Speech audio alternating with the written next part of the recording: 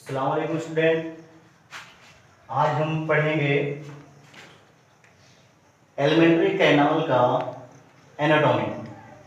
यानी alimentary canal के बारे में हमने सब कुछ पढ़ लिया। अब इसकी एनाटॉमी पढ़ना है, यानी इसके वाल जो है उसको हम कट करेंगे। एलिमेंट्री कैनाल की वाल को ऐसे ट्रांसवर्स सेक्शन कट करके देखेंगे। जैसे ये हमारी एलिमेंट्री कैनाल है,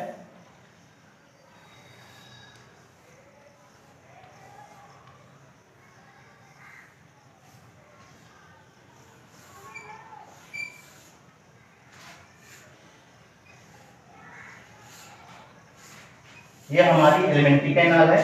कहीं से भी इसको कट कर दें, कहीं से भी, चाहे यहाँ से कट कर दें, चाहे यहाँ से कट कर दें। ये एक पाइप है, आप देख रहे हो पाइप के अंदर बहुत सारी जगह है एलिमेंट्री कैनाल। तो हम इसको कट करते हैं। इसकी जो दीवार है, ये वाली दीवार, इसकी दीवार के बारे में हम पढ़ते हैं कि कैसे ये बनी होती है, किस प्रकार की सेल से बनी होती है और इनका फंक्शन क्या होता है, ये सब पढ़ते हैं। तो इसको यहाँ से कट करके देखेंगे। कट करके जब देखेंगे, हमने इसको यहाँ से ऐसे कट किया, उसके बाद क्या हुआ, ऐसे हमने आपके आगे कर दिया। इसको ऐसे कट किया, कट करने के बाद ऐसे, जैसे समझिए बात को कि मेरे पास ये एलिमेंट्री कैनाल है, मैंने क्या कर दिया, इसको ऐसे है और मैं इसको ऐसे ट्रांसवर्सली ऐसे इसको कट कर दिया हूँ ऐसे। अब कट करने के बाद आपके सामने कर दिया हूँ। अब ये देखिए एलिमेंट्री कैनाल की जो लेयर है, वो लेयर की थिकनेस मुझे दिख रही है।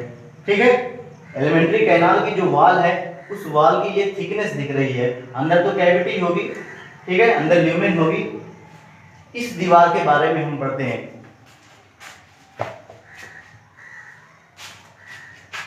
ठीक है बेटा,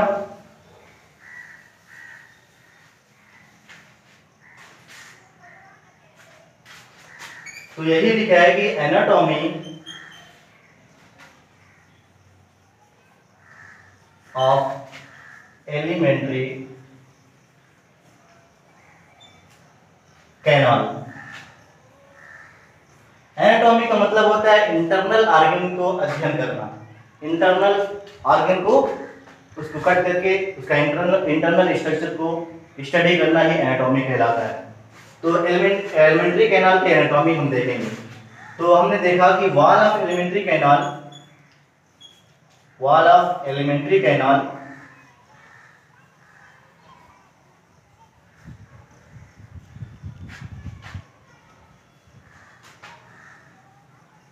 कंपोज्ड ऑफ कितने layer, 4 layers. Wall of alimentary canal composed of 4 layers: serosa, muscularis, submucosa, mucosa। serosa, muscularis, submucosa और mucosa।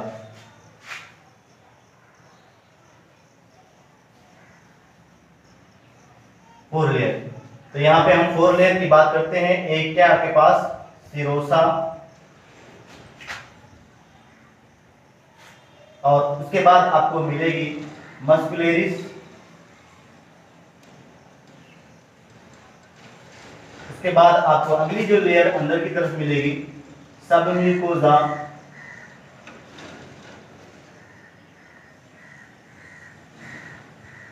सबसे अंदर की लेयर जो है वो है म्यूकोसा। ठीक है, आपने एलिमेंट्री कैनाल को कट कर दिया ऐसे क्षैतिज में, यानी ट्रांसफर सेक्शन में आपने इसको काट कर देखा। ट्रांसफर सेक्शन में जब आप इसको काट कर देखते हैं तो इस एलिमेंट्री कैनाल की वॉल में आपको 4 लेयर दिखती हैं। या ये कहें कि एलिमेंट्री कैनाल की जो वॉल है वो 4 लेयर से मिलकर बनी होती है। जो सबसे ऊपर की लेयर होती है सिरोसा, उसके अंदर की लेयर मस्कुलेरिस, और उसके अंदर सब म्यूकोसा, और सबसे अंदर म्यूकोसा। आइए समझ में। अब इसको क्या करते हैं, हम इसको कट करके, जैसे कि हमारे पास यही रफ है, हमने कहा कि यही सेक्शन है, ये जो है एलिमेंट्री कैनाल की वॉल है। अब इसको हम इसको अंदर से धंसा देते हैं। धंसाने के बाद हम इसको जूम कर देते हैं, तो देखते हैं कैसे दिखता है।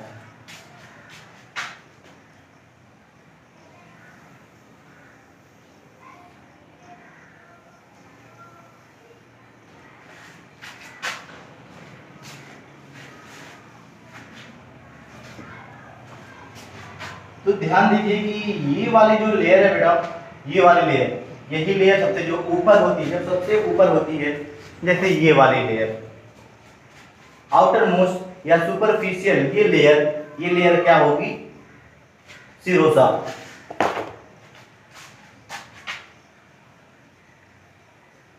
ये देखिए ये क्या है, सिरोसा। इसके अंदर जो लेयर होगी वो क्या होगी, मस्कुलेरी। ये देखिए अंदर वाली लेयर थोड़ा सा थिक होती है,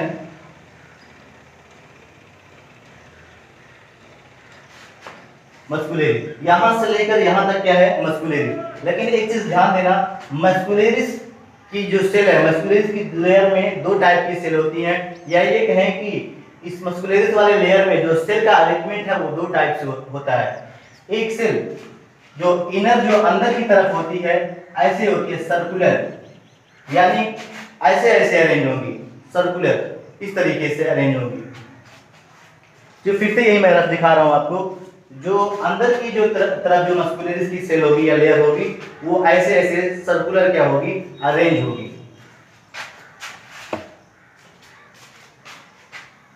तो आप देखें अंदर वाली जो मस्कुलेरिस की लेयर है वो क्या है, सर्कुलर है।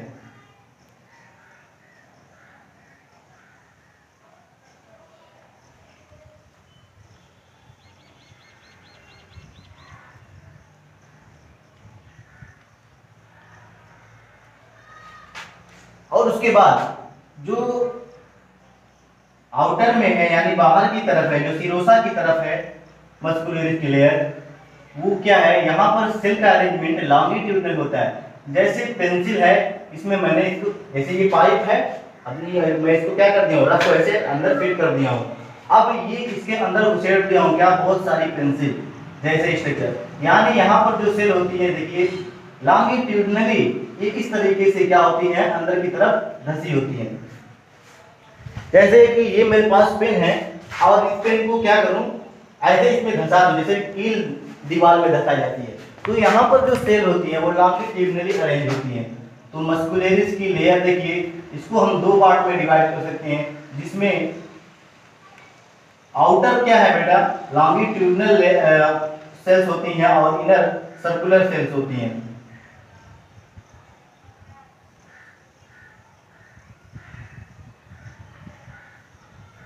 ये क्या है, लॉन्गिट्यूडनल। देखिए आपकी किताब में बना हुआ है, बहुत टाइम लग जाएगा इसको बनाते बनाते। देखिए मैं ऐसे कुछ बना दे रहा हूं यहां पे, आप इसको समझिएगा। ये पूरे में ये होगी, तो ये जो हमने देखा कि मस्कुलेरिस यहां से लेकर यहां तक है बेटा, मस्कुलेरिस जो है यहां से लेकर यहां तक है। मैं इसको नेमिंग यहीं पे कर दे रहा हूं कि ये देखें कि ये मस्कुलेरिस है, ये देखिए ये यहाँ पे मस्कुलेरिस लिखा है, मस्कुलेरिस यहां से लेकर यहां तक structure, inner circular outer longitudinal. ध्यान देना, इनर सर्कुलर आउटर लॉन्गिट्यूडनल, ऐसे आप याद करेंगे।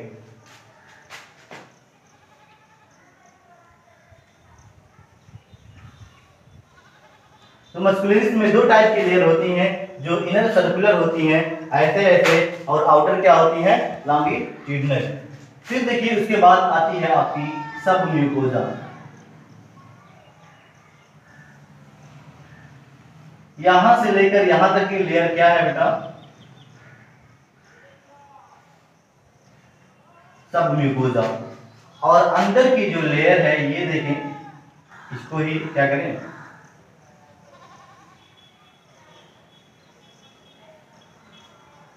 ये यहां से लेकर यहां तक की लेयर क्या है, म्यूकोजा, आप देख रहे हैं। और म्यूकोजा के अंदर ये देखिए जगह है जो रफ होती है अंदर, यानी इंटेस्टाइन के अंदर जो ल्यूमेन होती है, जो कैविटी होती है, वो क्या होती है, रफ होती है। समझिएगा बात को, ठीक है। तो आपने देखा एलिमेंट्री कैनाल की जो वॉल है वो 4 लेयर से बनी होती है मेनली, जो आउटर मोस्ट लेयर होती है सिरोसा, और जो उसके अंदर की लेयर होती है मस्कुलरिस। मस्कुलरिस को हमने कहा कि इसमें जो सेल है उसमें दो टाइप का अरेंजमेंट होता है, इनर सर्कुलर, आउटर लॉन्गिट्यूडिनल। और उसके बाद देखिए सब म्यूकोजा उसके अंदर है और म्यूकोजा सबसे अंदर इनर मोस्ट लेयर। ठीक है, ये आप नोट कर लीजिए। अब क्या करते हैं, एक एक सेल एक एक लेयर को पढ़ते हैं अच्छे से।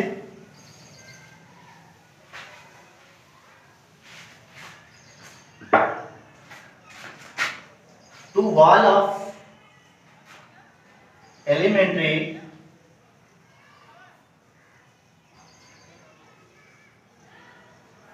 कैनाल, यहां पे हमने क्या देखा, सबसे ऊपर सीरोसा, उसके नीचे मस्कुलेरिस और उसके नीचे सबम्यूकोजा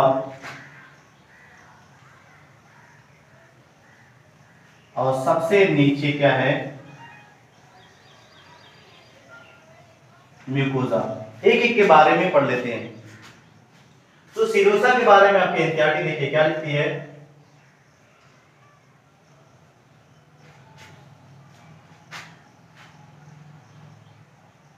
it is thin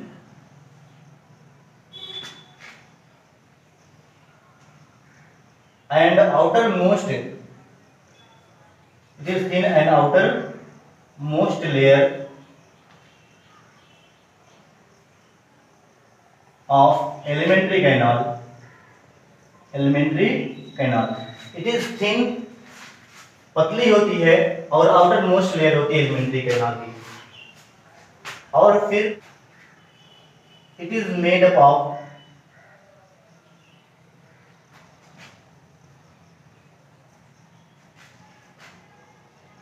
thin mesothelium, thin mesothelium, ये पतली मेसोथीलियम की बनी होती है। और मेसोथीलियम के बारे में देखिए क्या लिख रहे हैं, ये मेसोथीलियम जो होती है वो विसरल ऑर्गन की एपिथीलियम होती है। जैसे हमारी ये विसरल ऑर्गन नहीं है, ये स्केलेटल मसल है और यहाँ पे जो स्किन है ये एपिथीलियम कहलाती है। तो अंदर जो इंटरनल ऑर्गन्स हैं उनके ऊपर भी ऊपर की लेयर होती है। तो इंटरनल ऑर्गन की जो ऊपर की लेयर होती है उन्हें मेसोथीलियम बोलते हैं।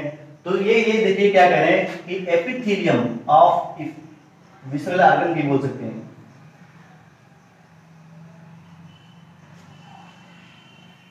एपिथेलियम ऑफ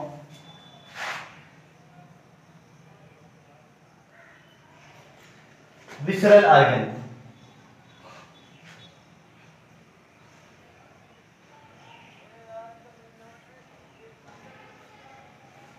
ये विसरल ऑर्गन की एपिथेलियम होती है। आया समझ में?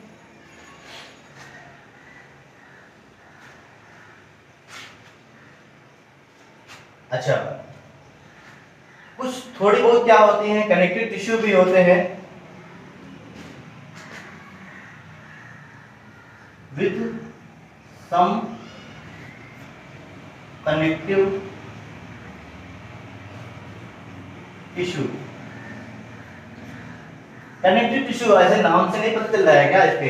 कनेक्ट मतलब जोड़ना, ऐसे टिश्यू दो दूसरे एक दूसरे को क्या करें, जो टिश्यू को आपस में जोड़े, ऐसे टिश्यू कहलाते हैं कनेक्टिव टिश्यू। आप इसको पढ़े होंगे टिश्यू के बारे में। ठीक है बेटा, मस्कुलरिस के बारे में पढ़ लेते हैं कि मस्कुलरिस के बारे में क्या लिखा है आपकी किताब में कि it is formed by smooth muscle. ये स्मूथ मसल से बनी होती है, it is formed by smooth muscle which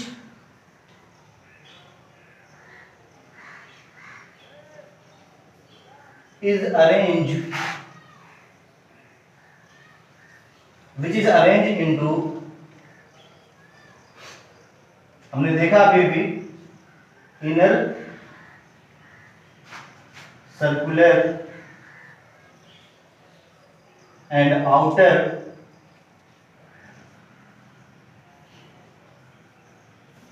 inner circular and outer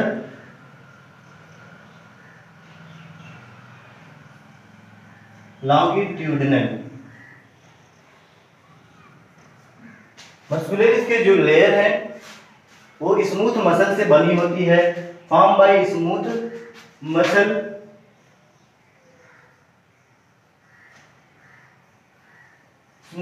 which is arranged into inner circular and outer longitudinal। आए बच्चे समझ में? फिर देखिए आपकी एनसीईआरटी क्या लिखती है कि मस्कुलरिस में सर्कुलर और लॉन्गिट्यूडिनल मसल तो होती है, साथ ही साथ एलिमेंट्री कैनाल के कुछ ऐसे क्षेत्र हैं, कुछ ऐसे स्ट्रक्चर हैं जहां पर लॉन्गिट्यूडिनल और सर्कुलर मसल के अलावा ऑब्लिक मसल भी होती है, तिरछी मसल भी होती है। तो वो कहां होती है, किस क्षेत्र में होती है भाई? स्टोमक में। In stomach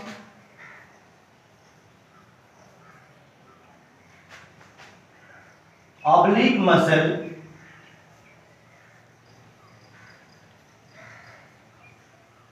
are also present। Stomach के अंदर ऑब्लिक मसल भी होती है, ठीक है। ये हुई मस्कुलरिस की बात। अब पढ़ते हैं इसके बाद आपके बारे में किताब में क्या लिखा है। इसके बाद जो अगली जो लेयर है वो सबम्यूकोजा,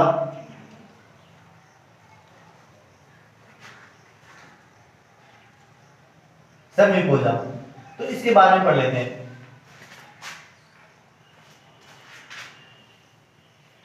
नोट कर लिया करो उसको। It is form bye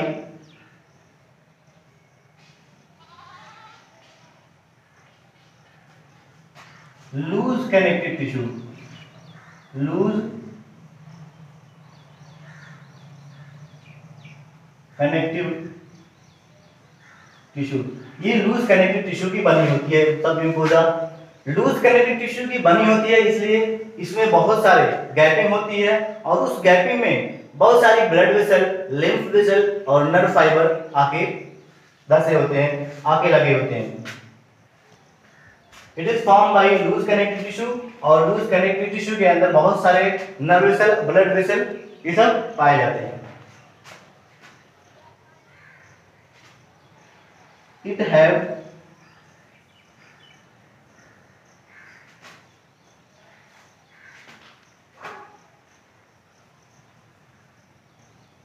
nerve, blood vessel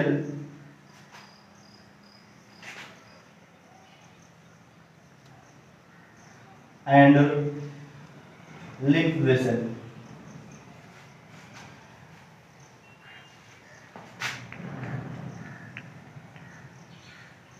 इसके पास क्या क्या होती है भाई?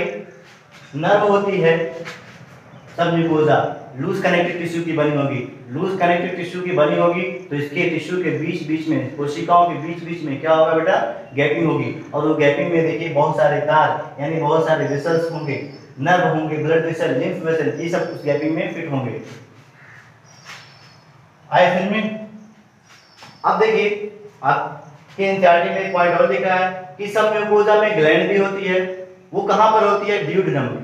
डियूडिनम में जो सबम्यूकोजा होगी वहां पर एक ग्लैंड पाई जाएगी जिसका नाम है Brunner's gland.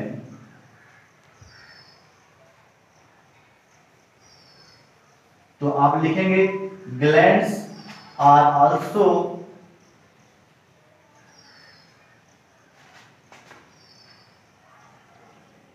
present in duodenum।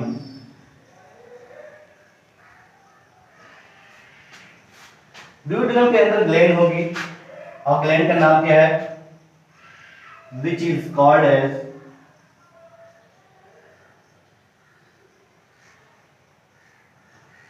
Brunner's gland.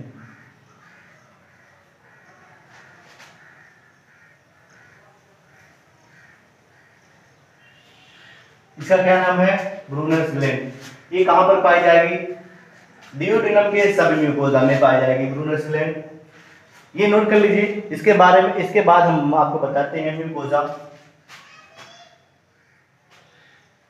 हटाएं इसको बेटा।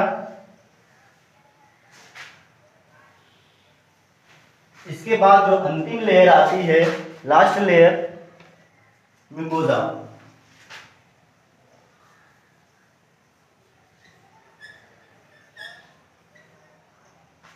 तो आप इसके बारे में क्या लिखेंगे? इट इज इनर मोस्ट,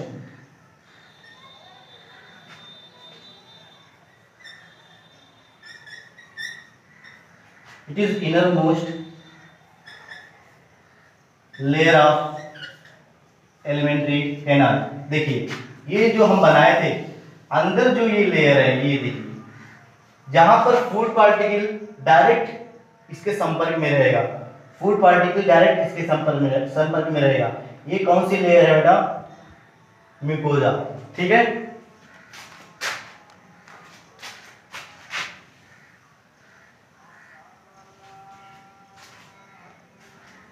फिर देखिए क्या लिख रहे हैं, इट फॉर्म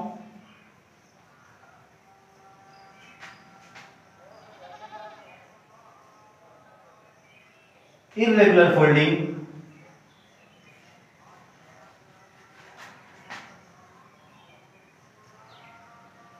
इसमें ये इरेगुलर फोल्डिंग बनाती है, form irregular folding in stomach, stomach के अंदर, स्टोमक के अंदर ये इरेगुलर फोल्डिंग बनाती हैं,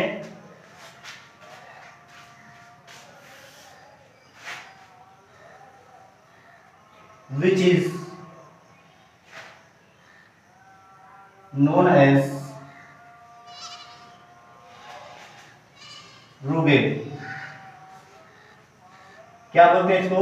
रूगे बोलते हैं इस इरेगुलर फोल्डिंग को। स्टोमक के अंदर ये देखिए आपके एलिमेंट्री कैनाल, और अंदर जो है ये, या कहें ये आपकी म्यूकोजा वाली लेयर, ये देखिए इरेगुलर फोल्डिंग, ये इरेगुलर फोल्डिंग, और ये इरेगुलर फोल्डिंग क्या कहलाएगी? रूगे कहलाएगी। बड़ी बड़ी फोल्डिंग होगी।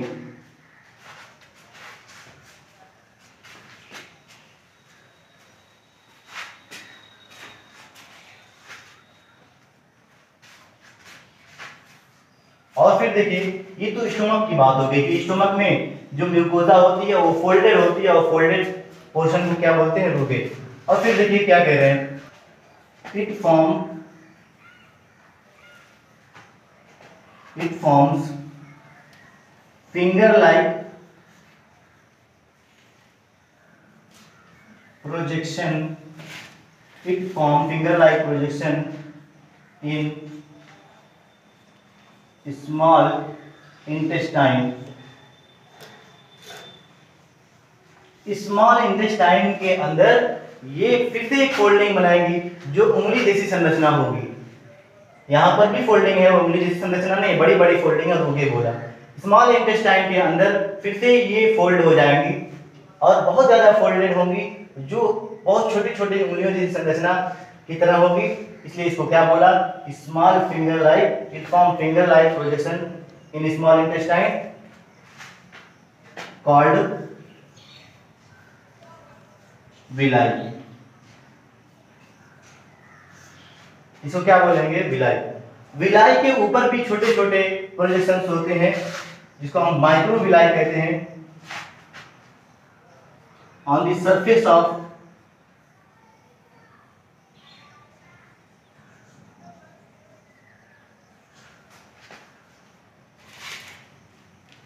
Villi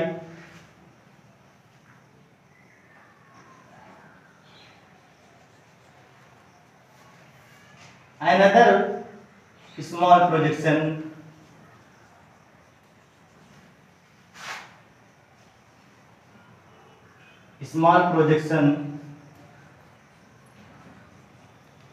are present।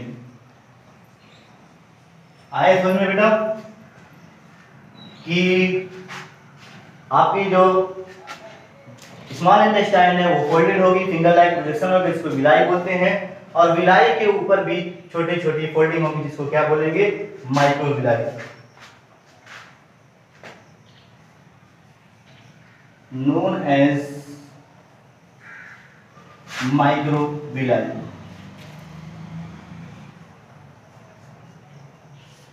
एक चीज ध्यान देना कि विलाई हो चाहे माइक्रो विलाई, ये कहाँ होंगे? स्मॉल इंटेस्टाइन में। लार्ज इंटेस्टाइन में होंगे? नहीं।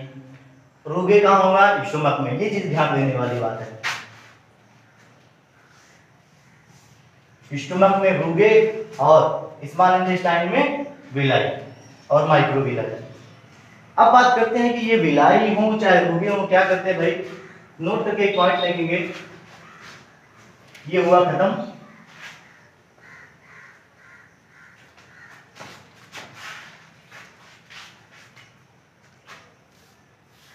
एक पॉइंट, एक चीज और लिखा है म्यूकोजा के बारे में कि म्यूकोजा की जो इनर मोस्ट लेयर है वहां पर एक टाइप की सेल होती है जिसको गॉबलेट सेल बोलते हैं, और ये गॉबलेट सेल म्यूकस निकालती है, स्लेश में चिपचिपा पदार्थ निकालती है। और ये क्या करता है? पूरे अंदर की जो ल्यूमन है, पूरे अंदर की जो सरफेस है उसको नम बनाए रखता है। देखिए नोट करके एक पॉइंट लिखना है कि विलाई हो चाहे रुगे हो,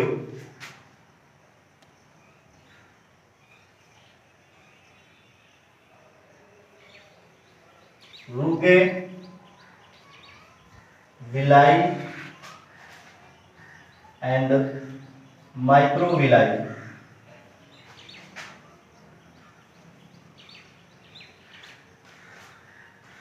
increases surface area,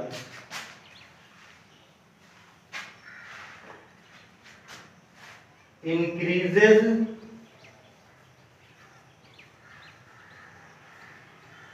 surface area of elementary canal। Alimentary canal की सरफेस एरिया को क्या करते हैं? ये surface area of elementary canal increases surface area of elementary canal। ये चाहे रुके हो चाहे विलाई चाहे माइक्रो विलाई, ये सरफेस एरिया को बढ़ा देते हैं। क्यों बढ़ा देते हैं भाई? For digestion,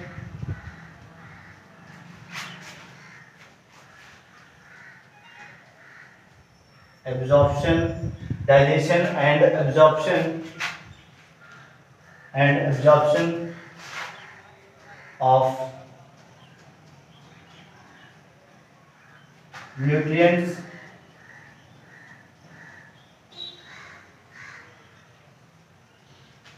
as well as water।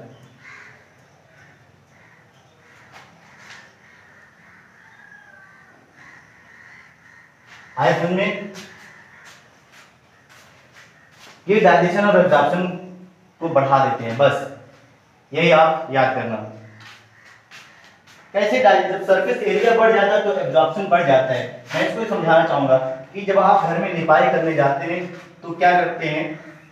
कच्चा घर हो मान लीजिए, प्लास्टिक की बात नहीं करते हैं, इस पक्का घर की बात नहीं करते। यहाँ बाल्टी में क्या करते हो? पानी भरते हो और इसमें एक टुकड़ा मिट्टी का डालते हो और वेट करते हो कि ये मिट्टी गल जाए, और 2-2 घंटा 3-3 घंटा वेट करते रहते हो, गलती ही नहीं, फिर भी उसमें टुकड़ा कुछ बाकी रह जाता है जो गलता नहीं, वैसे के वैसे रह जाता है। ये क्यों नहीं गलता भाई? आप इतना बड़ा सा टुकड़ा डाल रहे हैं, जाहिर सी बात है इसके अंदर भी क्या होंगे? इसके पार्टिकल्स होंगे जो पानी में एक्सपोज नहीं है, जो पानी पर खुले नहीं है। यानी हम कह सकते हैं कि ये जो पानी, ये जो सरफेस है ये पानी से डायरेक्टली अटैच नहीं है। क्यों? क्योंकि ये बड़ा है, जो ऊपर वाले होंगे वही इसके पार्टिकल अटैच होंगे पानी से, और वही भीगेंगे और वही नम होंगे, और वही पार्टिकल क्या करेंगे? पानी को एब्जॉर्ब करेंगे। अब क्या कर सकते हैं? जो सरफेस था, सरफेस पे जितने भी पार्टिकल थे वो पार्टिकल पानी को एब्जॉर्ब कर चुके हैं, अंदर वाली एब्जॉर्ब ही नहीं की, क्योंकि अंदर वाले की सरफेस एरिया ओपन ही नहीं है। तो अब क्या करते हैं? सरफेस एरिया को बढ़ा देते हैं। कैसे बढ़ा देंगे? ये जो टुकड़ा है मिट्टी का, इस टुकड़े को छोटे छोटे टुकड़े में बदल देते हैं। ये देखिए,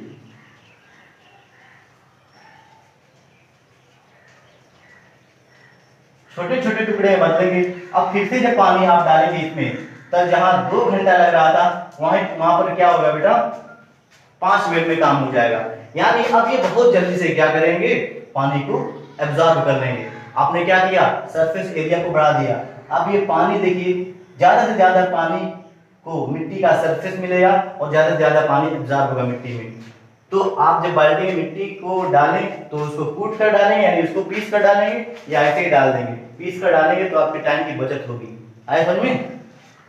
तो ऐसे ही वहां पर भी होता है एलिमेंट्री कैनाल में, जो लार्ज इंटेस्टाइन स्मॉल इंटेस्टाइन होता है, वहां पर जो भी न्यूट्रिएंट्स जो भी सिंपल फॉर्म में बने होते हैं उनको एब्जॉर्ब करना रहता है, ज्यादा से ज्यादा एब्जॉर्ब हो। इसीलिए तो हम खाना खाते हैं, इसीलिए तो फूड खाते हैं कि जो भी खाएं वो ज्यादा से ज्यादा एब्जॉर्ब हो, हमारे शरीर पर लगे। तो ज्यादा से ज्यादा एब्जॉर्ब हो, ज्यादा से ज्यादा बाहर ना निकल जाए, इसके लिए हमारे स्मॉल इंटेस्टाइन में ये फोल्डिंग होती है, फिंगर लाइक प्रोजेक्शन होता है, ये फोल्डिंग उस एब्जॉर्प्शन को बढ़ा देते हैं। आए समझ में? ठीक है, इतना आज रखते हैं, फिर अगले टर्न पे बात करते हैं एंजाइम के बारे में और उनके रिएक्शंस के बारे में, वो क्या क्या करते हैं। ठीक है, टेक केयर।